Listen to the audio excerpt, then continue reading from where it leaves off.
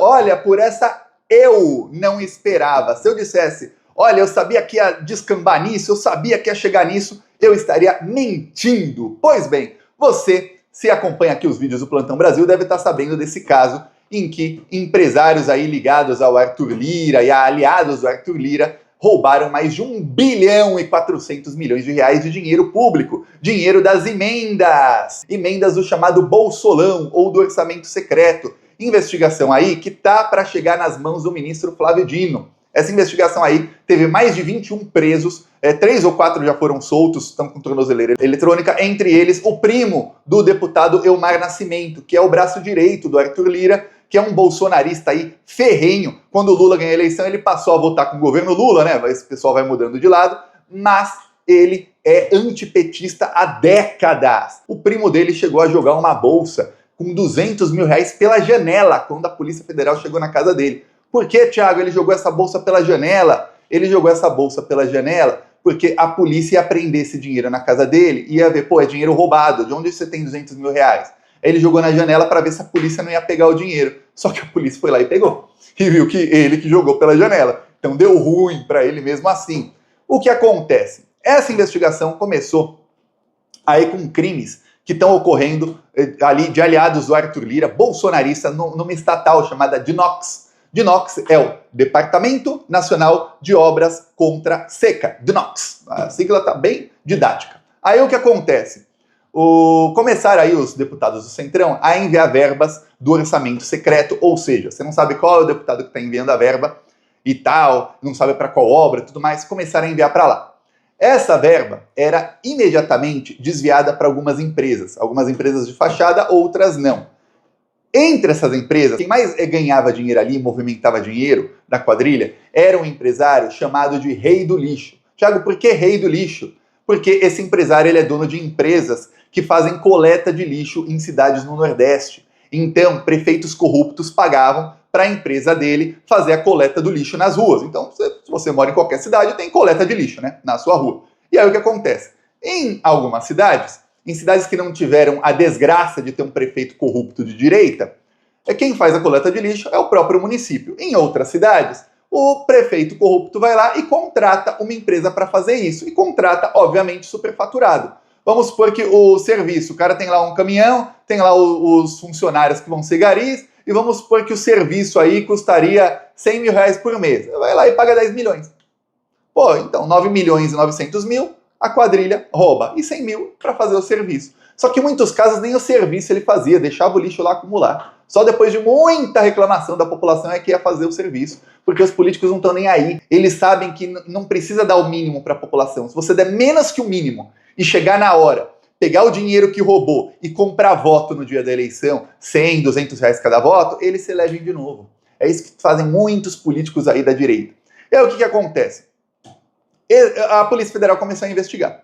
Investigar, chegou até um cantor. No casamento desse cantor, estava ali Arthur Lira, estava o Hugo Mota, que está cotado para ser o novo presidente da Câmara, na eleição que vai ter aqui, vai ter em Brasília daqui menos de 3 semanas. Estava ali o Ciro Nogueira, que é presidente do Partido Progressista. Estava muita gente importante. E esse cantor foi um dos beneficiados, não foi preso ainda o cantor, tá? O que acontece é o seguinte, a reportagem da CNN entrou em contato com o governo via Lei de Acesso à Informação. Tem uma lei criada no governo Dilma, não existia isso antes, que é a Lei de Acesso à Informação. Então, as informações do governo são públicas.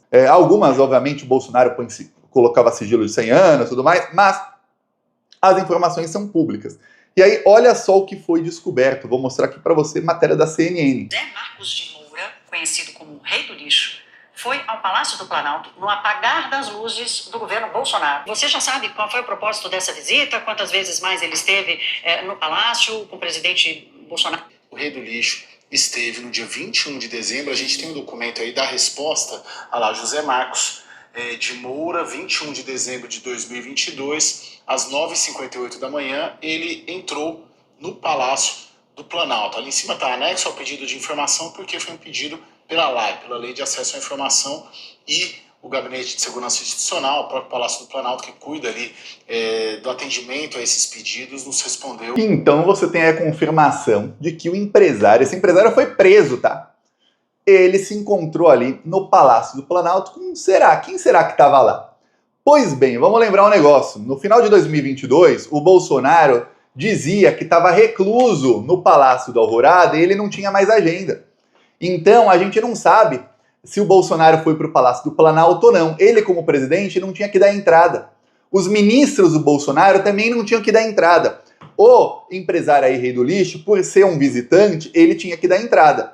Segundo a Lei de Acesso à Informação, não diz onde ele foi, em qual sala, qual gabinete, quem ele foi visitar. Porém, Bolsonaro, General Heleno, Braga Neto e outros poderiam estar ali perfeitamente. Talvez o Ciro Nogueira, que era ministro da Casa Civil do Bolsonaro, podia estar ali? Talvez. O Ciro Nogueira, vamos lembrar, ele teve no casamento do cantor que está envolvido aí nesse esquema, também recebeu repasses dessa quadrilha, e que era aí amigo também do Arthur Lira, desse empresário Rei do Lixo, e de outros. Esse empresário, por ser o mais poderoso, ele e o primo do deputado Elmar Nascimento foram soltos com tornozeleira eletrônica. Inclusive o primo do Elmar Nascimento, que é vereador, né, Francisco Nascimento, ele chegou até a publicar um post meio debochando, bebendo uma cerveja Heineken e exibindo a tornozeleira eletrônica. Ele, de propósito, postou ali um ângulo assim que mostra a perna dele aqui, ele de bermuda, com a tornozeleira eletrônica, ele sorrindo assim feliz. Quer dizer, tá debochando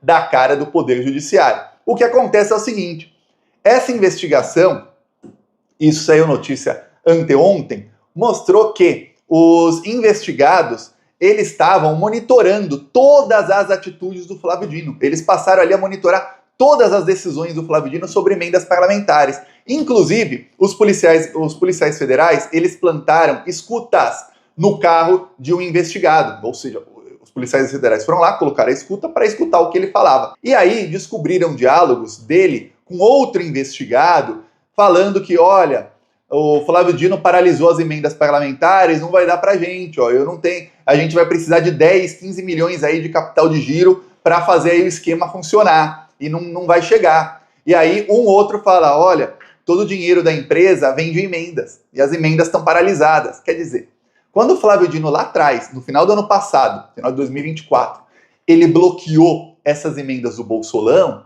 o que aconteceu foi que ele fechou a torneira da corrupção. O dinheiro que esse pessoal ia roubar no fim de 2024 e no começo de 2025 não chegou na conta deles. Então eles iam roubar um dinheirão e o Flávio Dino parou tudo. Eles ficaram todos desesperados, monitorando o que o Flávio Dino estava fazendo, o que ele ia fazer, e a Polícia Federal descobriu isso tudo. Aí agora descobre-se que, peraí, esse empresário, ele já tá fazendo negócios aí há anos, desde o governo Bolsonaro com essa quadrilha aí, e ele foi visitar o Bolsonaro. Pra quê? O que esse cara foi conversar com membros do governo Bolsonaro, justo quando o Bolsonaro estava precisando de financiamento para dar golpe de Estado? Será que essa investigação vai acabar no Flávio Dino?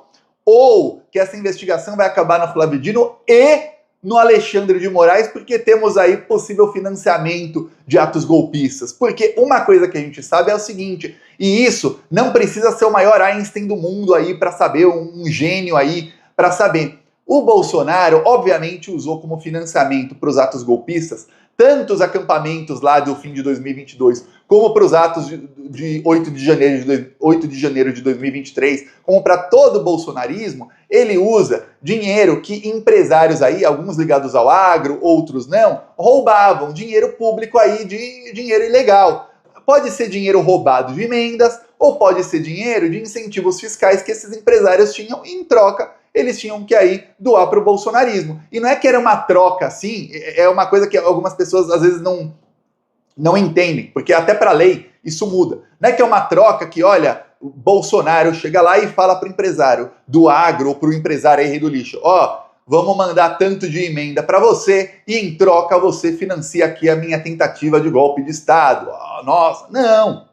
Ela fala, vou mandar tanto para você. Ou manda para o empresário do agro, a gente vai te ajudar aqui com uma isenção de impostos, você vai pagar 100 milhões a menos de imposto. Na hora que o empresário vê que está tendo um chamamento, e eles sabem que é do gabinete do ódio, que vem do Bolsonaro, e as mensagens todas diziam, o presidente, o PR, né, ele chamou o Bolsonaro de PR, presidente da República, diz que temos que seguir fortes, firmes, para salvar o país, o comunismo, a fraude eleitoral, lembra de todas aquelas mentiras? O empresário sabe que ele tem que doar para continuar a mamata dele, porque se ele ganhou 100 milhões numa democracia, imagina quanto ele não ganharia quando for golpe de Estado e ninguém puder investigar nada. Nossa senhora, aí é que vai abrir o cofre. Então, empresários, nesse caso aqui, se esse cara teve acesso a roubar, sabe-se lá quantos bilhões durante o governo Bolsonaro, quanto ele não ia ganhar se fosse uma ditadura do Bolsonaro?